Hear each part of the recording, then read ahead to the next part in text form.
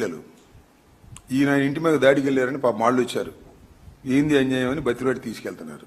ఇప్పుడు కేసు ఎవరి మీద పెట్టాలి చెప్పండి, నాకు తెలియకడుగుతా. రాష్ట్ర ప్రజానీకం చూస్తున్నారు కదా.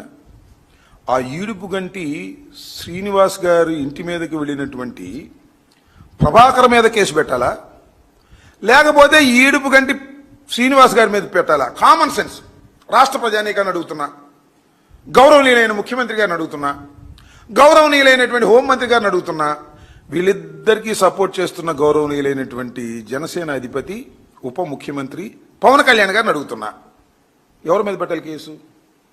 ఎవరి మీద పెట్టారో తెలుసా? ఈడుపు గంటి శ్రీనివాస్ గారి మీద కేసు పెట్టారండి. కేసు పెట్టి ఆయన పోలీస్ స్టేషన్లో పెట్టారు. ఇంకా కోర్టులో ప్రొడ్యూస్ చేయలే. ఏదో పిచ్చి కేసు పెట్టి ప్రొడ్యూస్ చేస్తారనుకుంటా. మీ పార్టీ వాడే, మా పార్టీ కాదు, మీ లీగల్ సెల్లు సెక్రటరీ ఆయన తీసుకెళ్లి కేసు పెట్టేశారే. చింతమనేని ప్రభాకర్ను మాత్రం సన్మానించారండి.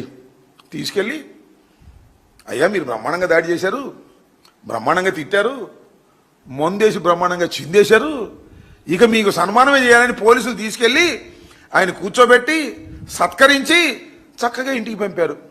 ఏ రాజ్యం అంటారు దీన్ని? జంగిల్ రాజ్యం అనరా? దుర్మార్గ రాజ్యం అనరా? అన్యాయమైన రాజ్యం అనరా?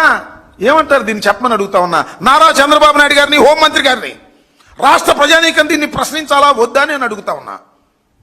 ఏంటంటే నాకు అర్థం కాదు. పోలీసులు అంతమంది ఉన్నారుగా, చూడలేదా?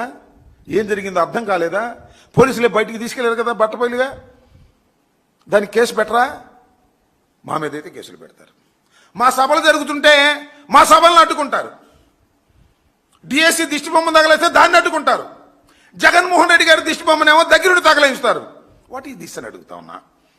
ఇదేనా ఈ రాష్ట్రంలో జరుగుతున్నటువంటి వ్యవహారం?